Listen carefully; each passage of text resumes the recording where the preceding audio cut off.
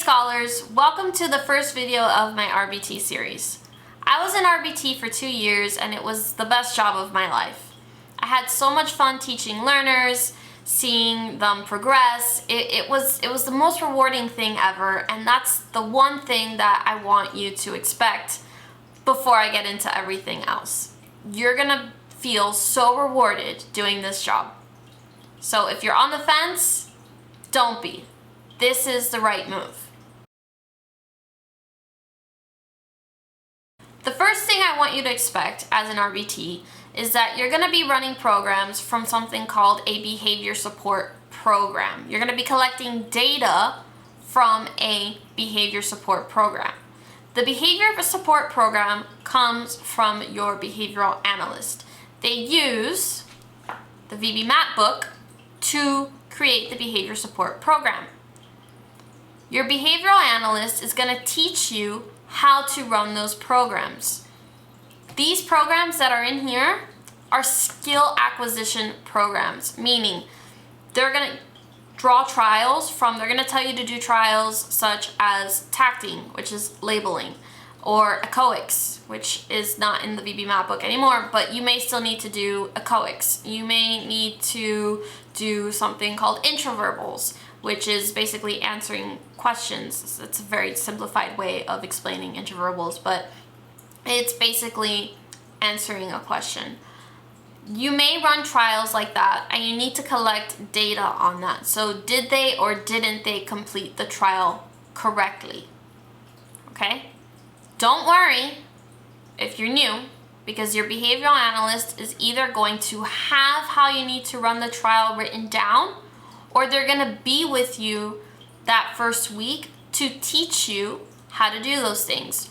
Or if you're working in a center, you're going to have people around you that are going to support you and help you to get the most out of your learner. So don't worry. Skill acquisition, in short, is teaching. You're going to teach your learner shapes, how to write their name, how to write letters, stuff like that, how to label things, how to say things in a certain way, right? That would be echoics, them echoing you. Motor imitation, that's a big one. Do what I do, do this, right? That might be there too. So that's skill acquisition. That's one thing you can expect to take data on when you're an RBT.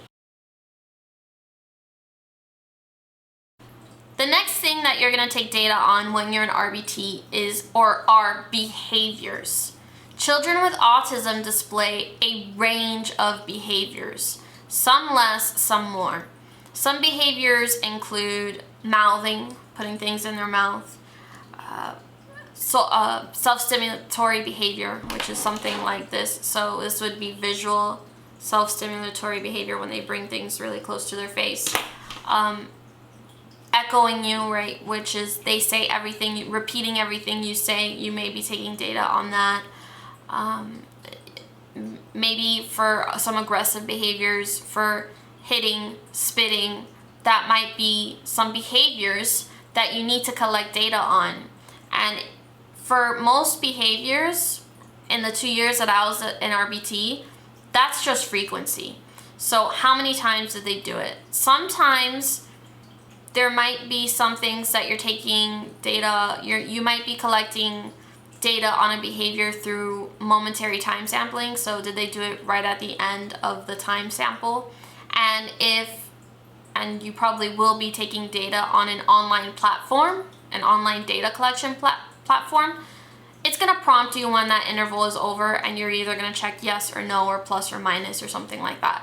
So another thing you can expect as an RBT is collecting data on behaviors. How many times did they engage in this behavior?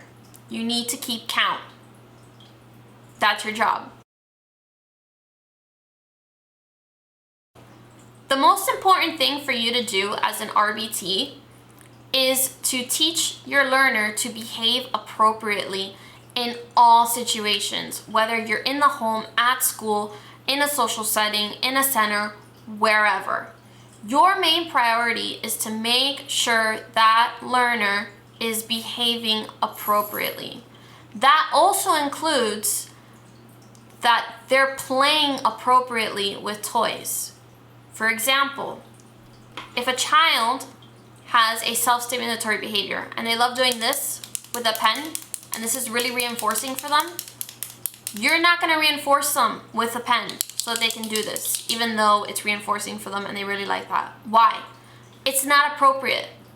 And you're there to teach them how to behave appropriately. And this is a behavior, and you're not gonna reinforce them with that. If you give them a pen and they do this, you need to show them how to use this correctly, right? If they're doing this, you need to block it, right? And not let them do that, because this is not an appropriate behavior. So you need to make sure that your learner is playing with toys in an appropriate and functional way. What do I mean by functional way? I mean they're playing with a toy in the way that a toy is meant to be played with. Be sure to do that when you're reinforcing them. Keep an eye on that.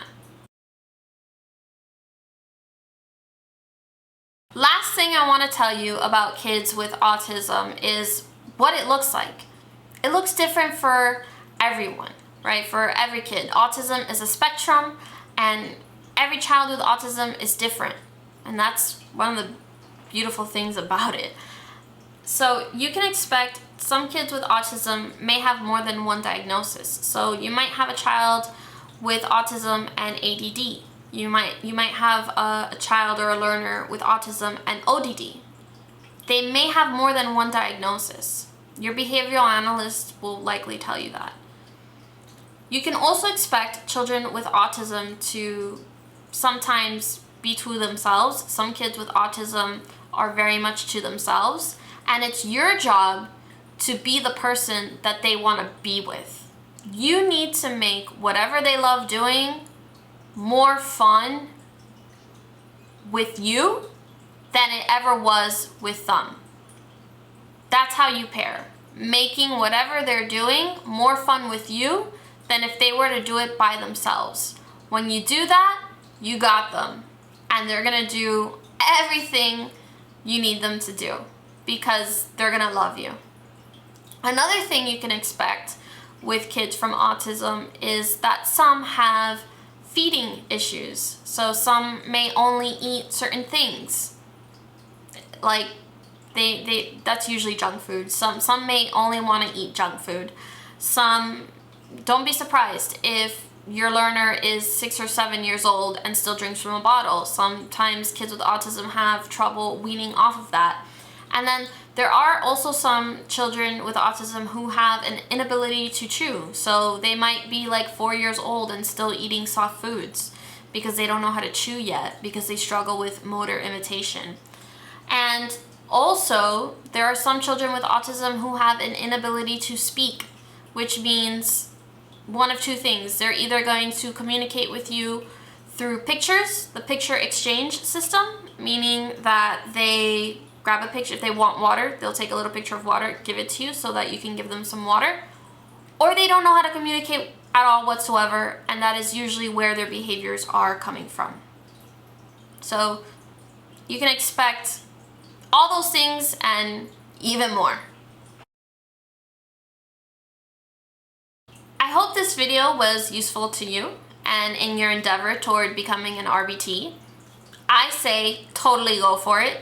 It's so fun. You get to play with kids and teach them, and it's super fun. Coming up is another video. This is a series, so there's 4 more videos, and I hope that you stay tuned in, and I'll see you next time. Don't forget to like and subscribe.